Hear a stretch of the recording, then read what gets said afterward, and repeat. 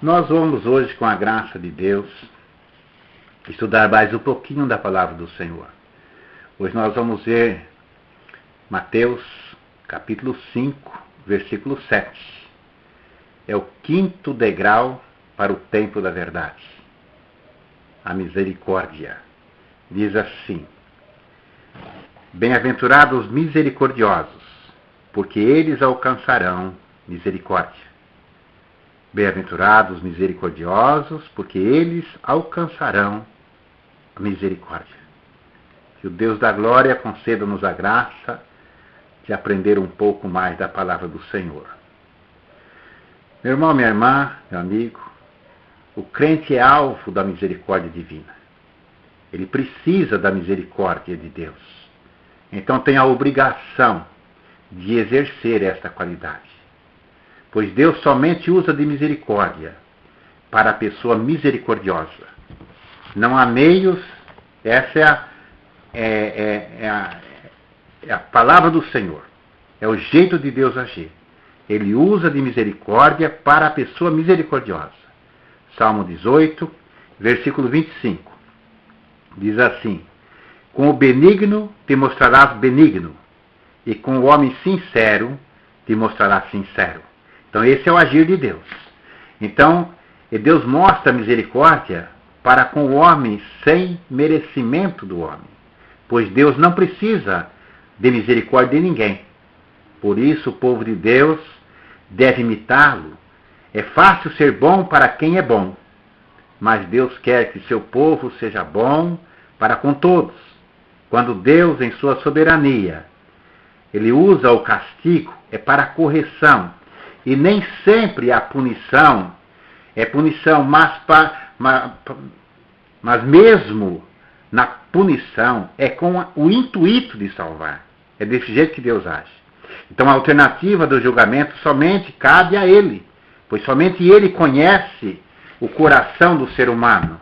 Somente Ele tem conhecimento do coração do homem. Por isso, somente Ele pode julgar. Para o homem que quiser chegar ao tempo da verdade, que quiser a intimidade do Senhor, a recomendação da vida diária está em Colossenses, capítulo 3, versículo 12 a 17.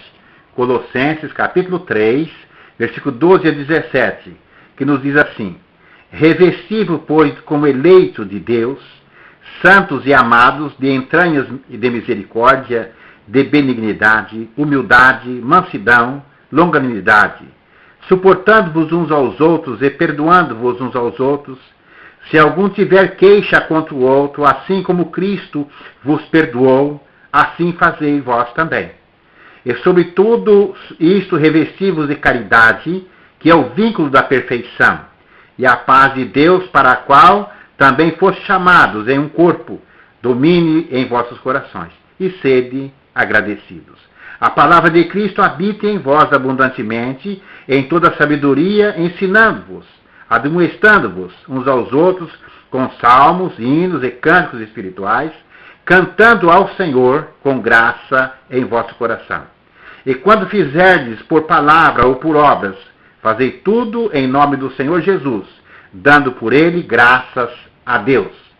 Então, quando nessa passagem fala em suportar, é no sentido de servir de suporte ao próximo. Então, como eleito de Deus, o crente tem que ser santo e amado, ter um coração compassivo, benigno, isto é, não ser perigoso e nem maligno, humilde, manso e generoso. Então, como o Senhor o perdoou, perdoai também. Esse perdão somente é possível quando o amor de Deus se acha em nossos corações. Quando a gentileza, a ternura, fizer parte do caminhar diário do crente, o grande problema em nossas vidas é que, geralmente, quando somos ofendidos, nos tornamos orgulhosos e altivos. Às vezes o outro não acha jeito nem de pedir perdão, ficando assim impossível até o ser perdoado, por falta de diálogo. Então, o Paulo nos diz também: se alguém tiver queixa contra o outro, assim como o Senhor vos perdoou, perdoai vós também. Então veja, é do mesmo jeito que Cristo fez, nós devemos agir também. Não pode ter diferença entre o crente e Jesus Cristo. Isso significa ainda que o outro seja o culpado. Nós devemos perdoar. Por todos nós estamos em dívida para com Deus, e no entanto Deus nos perdoa. Então o crente deve ter a mesma conduta de Deus. Não existe o dizer que somente Deus perdoa. O crente que tem o Espírito Santo no coração também perdoa. Tiago recomenda o nem mesmo reclamar do outro. Veja aí Tiago, capítulo 5, versículo 9 a 11, que nos diz assim: Irmãos, não vos queixeis uns dos outros, para que não sejais condenados. Eis que o juiz está à porta. Meus irmãos, tomai por exemplo de aflição a paciência os profetas que falaram em nome do Senhor. Eis que temos por bem-aventurados que sofreram. Ouviste qual foi a paciência de Jó, e viste o fim que o Senhor lhe deu, porque o Senhor foi misericordioso e piedoso. Então veja bem, do mesmo jeito que Deus tratou Jó, nós devemos tratar o nosso próximo. Viver aí uma vida de humildade e uma vida de misericórdia. É isso que é colocado para todos nós. Então a parábola do credor incompassivo ensina que aqueles que receberam misericórdia fica na obrigação de demonstrar misericórdia. Mateus 18, versículo 23 até o 35, que nos diz assim. Mateus 18, 23 a 35. E por isso o reino dos céus pode comparar-se a um certo rei que quis fazer contas com seus servos. E comecei a fazer a conta, foi-lhe apresentado um que lhe devia 10.000 talentos. E não tendo com que pagar, o seu senhor mandou que ele e sua mulher e seus filhos fossem vendidos com tudo quanto tinha, para que a dívida fosse paga. Então aquele servo, prostrando-se, reverenciava, dizendo: Senhor, seja generoso para comigo, e tudo te pagarei. Então o senhor daquele servo, movido de íntima compaixão, soltou-o e perdoou-lhe a dívida. E saindo, porém, aquele servo encontrou um dos seus conservos, que lhe devia 100 dinheiros, e lançando mão dele, sufocava-o, dizendo: Paga-me o que me deves.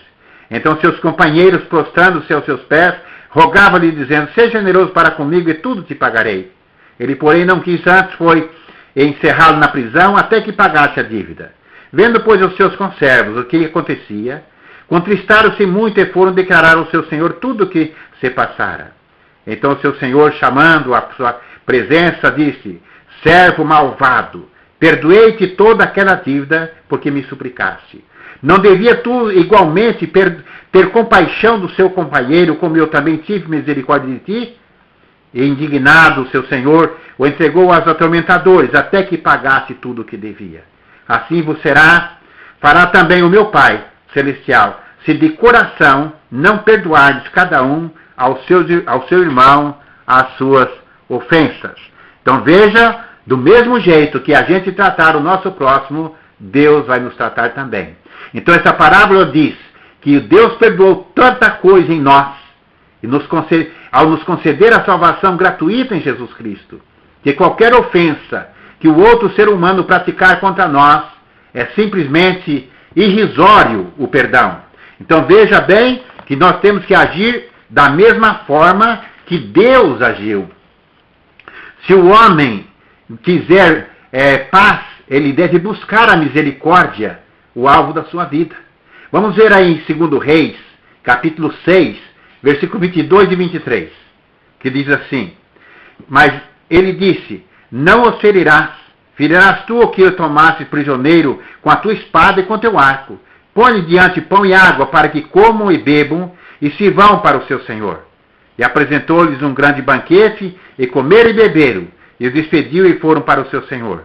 E não entraram mais tropas de sírios na terra de Israel. Veja bem que o povo de Israel, então, perdoou o exército sírio. E deu comida para eles. Nunca mais o exército sírio invadiu o povo de Israel. Então o perdão concedido pelo rei Jorão aos soldados da Síria tem no final uma vitória mais importante do que a vitória que eles esperavam com as armas. Essa passagem ficou gravada na sabedoria de Israel. O próprio rei Salomão fala dessa vitória que eles tiveram. Então, veja Provérbios capítulo 25, versículo 21 a 22. Provérbios 25, versículo 21 a 22, que nos diz assim: se o que te aborrece tiver fome, dá-lhe pão para comer, e se tiver sede, dá-lhe água para beber. Porque assim brasas lhe amontoarás sobre a sua cabeça, e o Senhor te pagará. Então veja bem, pagar o mal com o bem, deixa aí o inimigo desconcertado. Então ao cristão, Jesus Cristo recomenda perseguir a todo custo, a misericórdia. Nós temos que buscar a misericórdia de todo o nosso coração, não descansar enquanto não pudermos não viver a vida de misericórdia. Essa é a vida que nós temos que procurar, viver a vida de misericórdia. Porque se usarmos de misericórdia, também usarão de misericórdia para conosco. E Deus é o juiz nessa causa. Deus é o nosso juiz. É Deus que dá aí a cada um segundo a sua necessidade, usando de misericórdia. Vamos ler Lucas capítulo 6, versículo 35 e 36, que nos diz assim: amai, pois, os vossos inimigos, e fazei bem, e emprestai sem nada esperardes, e será grande o vosso galardão. E sereis filhos do Altíssimo, porque ele é benigno até para com os ingratos e maus. Sede, pois, misericordiosos, como também vosso Pai é misericordioso. Então, esse dizer sem esperar paga significa emprestar sem desconfiar de ninguém. Porque Deus é o fiador do crente. Tudo que é feito com amor cristão é um investimento a receber com juros, pois mostra o parentesco com Deus, seu filho, ser filho do Deus Altíssimo. Então, veja, essa é o conselho que Jesus Cristo nos dá na sua palavra. Então, o homem misericordioso, ele é abençoado. O homem misericordioso é abençoado. Vamos ver lá, Provérbios 11, versículo 17. O homem benigno faz bem à sua própria alma, mas o cruel perturba a sua própria carne. Então veja bem, o homem benigno, o homem bom, né, faz bem à sua própria alma, mas o cruel perturba a própria alma. Então, pelas bênçãos que Deus concederá ao homem bondoso, faz dele uma bênção para si mesmo e para todos que entrarem em contato com ele. As pessoas que não têm misericórdia têm Deus como inimigo. Quem não tem misericórdia tem Deus como inimigo. Esse é o grande problema do ser humano. Por isso, quem faz o mal, ele faz o mal ao seu próximo, faz o mal a si mesmo. Faz o mal a si mesmo. Porque é Deus que abençoa, e aí Deus está sondando os corações de todos nós, né? Então, para que todos entrarem em contato com Ele, Ele é uma bênção quando a pessoa usa de misericórdia. E as pessoas que não têm misericórdia têm Deus como inimigo. Não devemos esquecer disso. Vamos ver lá, Oséias capítulo 4, versículo 1 a 3. Ouvi a palavra do Senhor, vós filhos de Israel, porque o Senhor tem uma contenda com os habitantes da terra, porque não há verdade, nem benignidade, nem conhecimento de Deus na terra. Só prevalece o perjurar, o mentir, o matar, o furtar, o adulterar, e há homicídio sobre homicídio. Por isso a terra se lamentará, e qualquer que morar nela desfalecerá. Com os animais do campo e com as aves do céu, e até os peixes do mar serão tirados. Então vejam bem, tais pessoas são então maldição, e são alcançadas então pelo mal. E é justamente a falta de misericórdia o grande mal de nossos dias. Por isso a terra está caminhando para o caos. É o juízo de Deus contra as injustiças do homem. Veja que coincidência, diz que até os peixes do mar perecem, né? Eu li um artigo que dizia que 20% dos rios da terra não tem peixe. Então, será que é mera coincidência? Não é. É a maldade do homem que para ganhar o dinheiro, não importa o que ele está matando, não importa o que ele está fazendo. Quando ele quer dinheiro, ele envenena os rios, ele quer dinheiro a todo custo, e não importa quem ele está matando, ele destrói a própria fauna, destrói as próprias criaturas.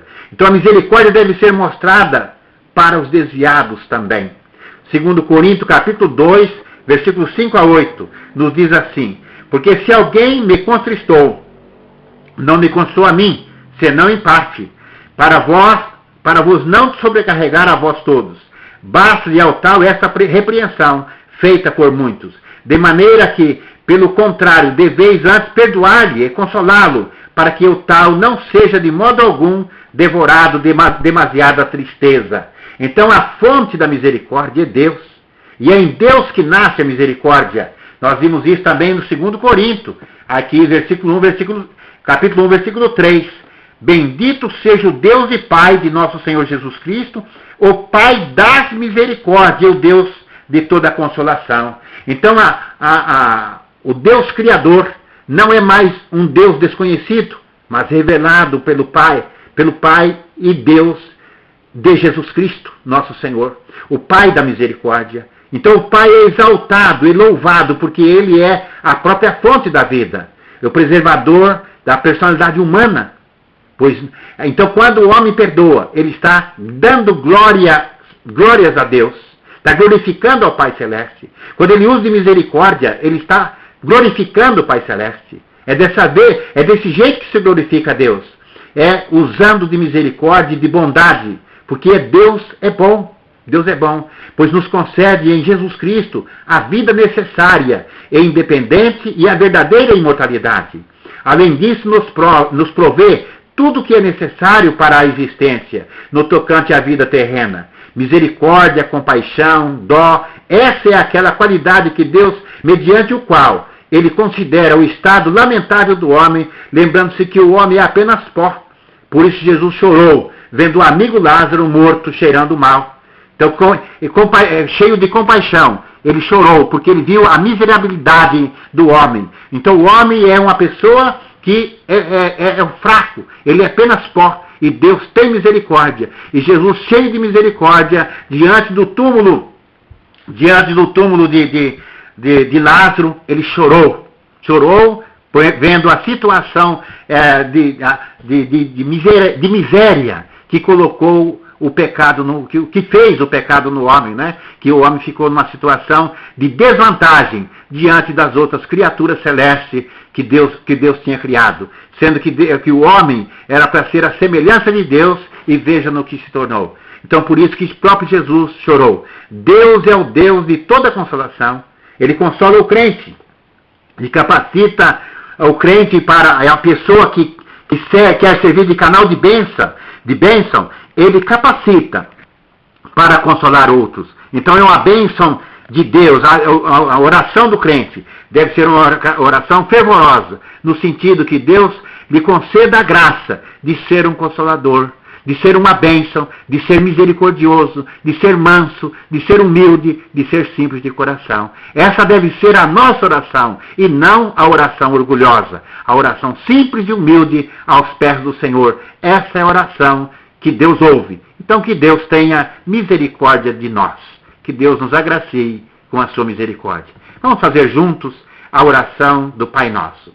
Feche os seus olhos, se você puder. Pai nosso que estás nos céus, santificado seja o teu nome. Venha o teu reino. Seja feita a tua vontade, assim na terra como no céu. O pão nosso de cada dia nos dá hoje. Perdoa-nos as nossas dívidas, assim como nós perdoamos aos nossos devedores. E não nos deixes cair em tentação, mas livre do mal, porque teu é o reino, o poder e a glória para sempre. Amém.